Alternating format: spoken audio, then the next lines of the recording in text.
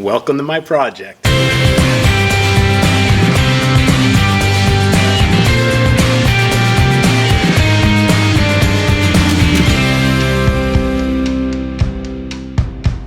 Hi everyone, I'm Joey Troxel from DIY Project Guys, and in today's video I'm going to show you how to build this tongue and groove privacy wall for the Yardistry 12x14 Gazebo. If you've been following my Yardistry Gazebo series on my other channel, Plant-Based Dads, then you know I not only assembled this gazebo, but I also ran electric and wired it for a ceiling fan. I did a bunch of videos way back that showed how to do all that. Well, as much as I love this gazebo and the space it provides, I really hate looking at my neighbor's work truck every day.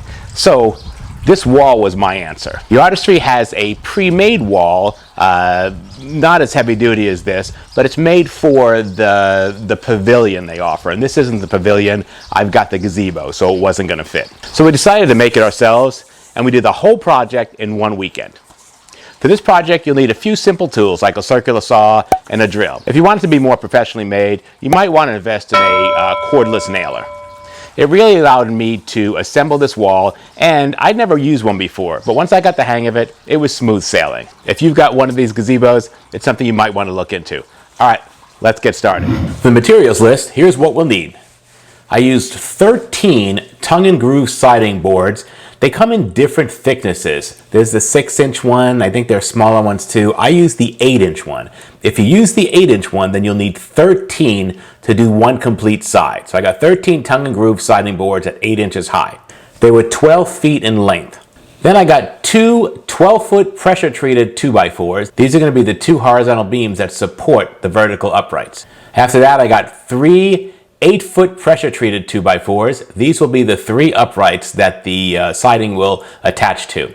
I bought a box of 2.5-inch wood screws to screw the 2x4s into the structure. I bought a box of 2-inch finishing nails to attach the siding. I actually bought these for the nail gun that I'll be using, but if you're not using a nail gun, then you just need 2-inch finishing nails. I got some medium and fine grip sandpaper so we can sand lightly the surfaces before we stain them. And then I bought Behr Premium Exterior Semi-Stain number 5077. It's a tintable stain, and I tinted it to Tugboat. That's the color. Here's the picture of the stain right here. This is what the canister looks like. And here's the top of my canister, the little sticker they put on that gives you all the information that you need to get this. I also picked up some drop cloths. I grabbed some rollers and trays, and I brought a paintbrush made specifically for stain. It's time to start working.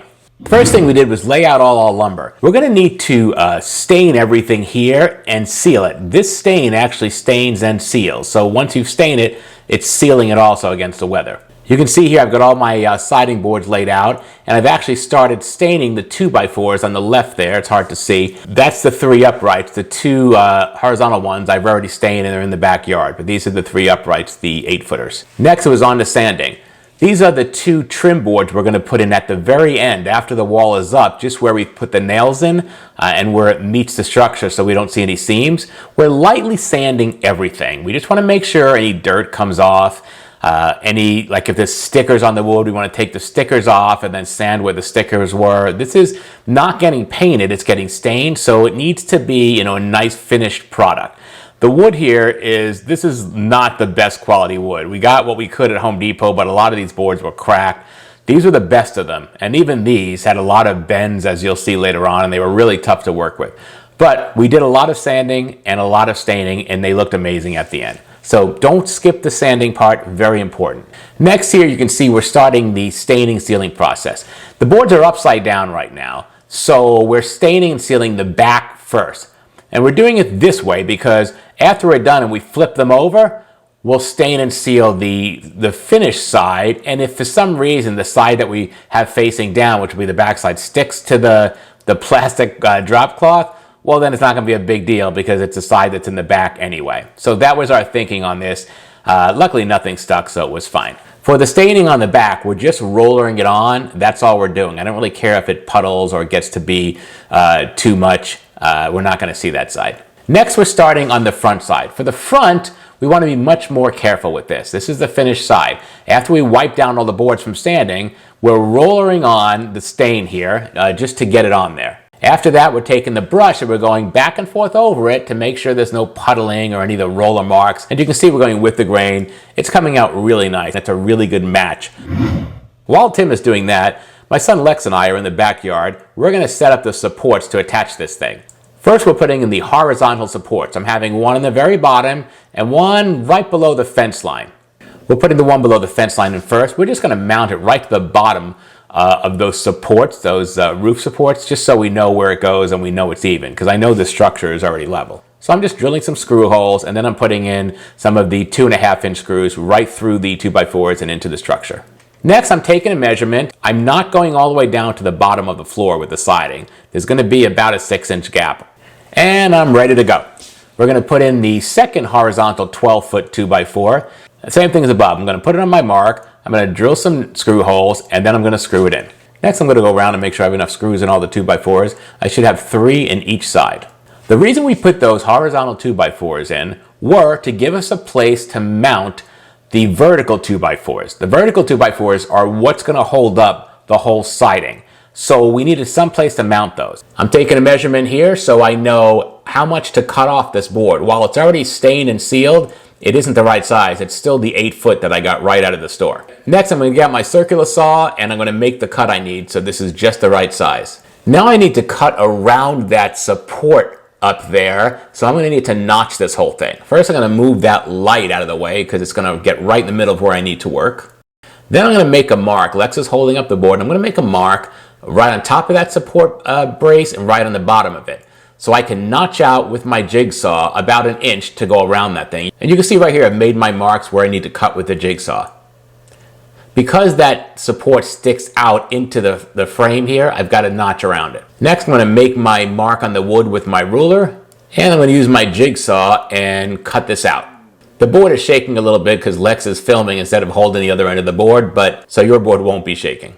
I just used the jigsaw to go in and then angle so I can get into the area where I need to go straight. And then I turned it around and went back and finished it. It was a pretty simple cut. Now I'm going to do a dry fit to make sure this works out the way it's supposed to, and it does. And next I'm going to use my drill, and I'm going to drill some holes for the screws and screw it in. If you look closely, you can see I messed this up. On the very top, this is supposed to go against that top beam. It's important that it goes against the top beam, otherwise it won't line up in the front. So I actually had to take this down and put it back up the right way. Make sure you don't mess that up. Next, I've got my second board out. I'm going to cut the next 2 right at one shot here because they're going to be the same size. This is going to be the middle support and the right support. The middle support's simple. I just need to install that. There's nothing to notch. Here I'm just trying to find the center so I know exactly where to put this board. And then I'm going to use some clamps and clamp them in place so they don't move while I'm working on them. And this one has to go, it's not sitting the flat way, it's sitting the long way because it has to match the other 2. So I have to drill this one in from the back. And that's what I'm doing here. Next, I'm taking my level and leveling it up so I know where to put the bottom screw. Can't see that because the ladder's like in the worst possible spot, but that's what I'm doing. After that, I'm just taking my drill, drilling a screw hole, and then I'm going to screw it in. I only had one drill to work with, so I kept having to switch the head from drill to screw head to drill to screw head. It was pretty frustrating. And now I'm screwing it in through the top also, just to make sure this thing is secure up there. The last part of the uprights is the one on the right. It's the same process as the one on the left. I'm going to start marking here, as you can see, the space to go around that support beam that's sticking out there. And I'll notch it just like I notched the other one. You can see here that my mark's on there and it's ready to get cut. Now I'm on the sawhorse here and I'm just cutting it out with the jigsaw just like I did the other one. Next, I'm drilling the holes to secure the right side upright, and I'm just screwing this thing in. Notice I got it all clamped in place so it doesn't move. I swear, on every one of these projects, clamps are my best friend. You can see here I'm just doing a walkthrough showing you that everything's in place, it's strong, it's ready for the siding boards, and they'll go on with ease now. For the next part of this, I'm setting up my sawhorses out here, and I'm going to start bringing the boards out. The clouds are like rolling in, and the light is changing constantly as we're doing this video, so the lighting's going to look odd. But it was really cloudy, and then it was really sunny, and it was really cloudy. It was so frustrating. Not the type of day you want to film anything. Here we're measuring for the first board. These are still 12 foot long, so they're going to have to be cut. I think our measurement was 136.5 inches. It wound up being the same measurement on all the boards, but we checked every time anyway. You can see me using a speed square here, and I've got my saw now, and I'm just going to cut off the piece that I don't need. Now we're going to take our first board. I did make a mark on where I want these to start. And the reason is because it has to end high enough where it blocks out the light on the top. So I want it to end right at those top black screws right here. It's hard to see, but right here. That's where I want it to end. So my measurement was 84 and 11/16 inches. That's how far I came down. And by doing that, I wound up right where I wanted to be on the top when I was on the last board. After we got that lined up, I've got the nail gun. It's really hard to see from this angle, but I'm holding the nail gun and I'm shooting in the one side on my mark over there. Then I'm coming over where Tim is. He's holding it up, or one of us is holding it up, and the other one's leveling it. And once we got the right spot, we're gonna shoot the nails in on this side and we'll know it's level. We're just checking to make sure that it's level all the way around. And we kept having to do that. As far as the middle, on the left and the right, I just shot the nails right through the face of the boards. Now these nails are finishing nails. They went right in. You can't see them anyway, but that's what I did. In the middle, you have to shoot the nail through the tongue part, and it has to be shot down so it doesn't stop the groove from the next board from connecting. So you've got to shoot through the tongue part because you're not supposed to put nails through the face of this thing. That's how tongue and groove works. After that, I took my level one more time and checked everything out because this row is what everything's going to sit on. So this one has to be correct. Next, we started getting out the rest of the boards, started cutting them and doing the same thing. The second row is going in here, you can see. And as we put them on, we may have to angle them back and forth to get the boards to go in. They're 12 foot of lumber and it's all imperfect. So you really have to play around with this, and there's a lot of work getting it to fit together. It was not easy, and at times it was very frustrating. But we just kept on going, kept on measuring, kept on cutting, and kept on putting on the boards. You can see here that we're having a problem getting this one board on. So we took it off, and then we just took one of the cut pieces and went around to see, will these boards even fit together? And we determined that there is a huge bend in this one board, which is stopping it from connecting to the board below it when we stick it on the pergola here. So I was hoping to kind of open it up a little bit. What I really had to do was just keep working with it and get one side in and work my way down. I was very patient with it. We worked together. I did a little yelling, a little screaming, but I finally did get it in. If you're working with shorter pieces of wood, this isn't an issue, but since we're working with boards that are so long, this is what happens. Throughout this whole thing, you need to take a piece of the wood that you've cut, one of the scrap pieces, and a hammer, hopefully a mallet. I didn't have my rubber mallet. I don't know where it is, but and just go around and use that to knock the pieces in place. Right here, we have two pieces where one of them, the bottom was really bad, and I didn't want to take a chance on trying to put it on while it was on the pergola. So I put the two pieces together first and cut them, and then we put them on as a set. We had tried it the normal way the first time, and it did not work. So we did it this way, and it did work. Once I got that to fit in, I took my nail gun and started shooting the nails in. We just kind of continued on this path all the way up to the top. We just kept hammering and knocking them in and then moving up.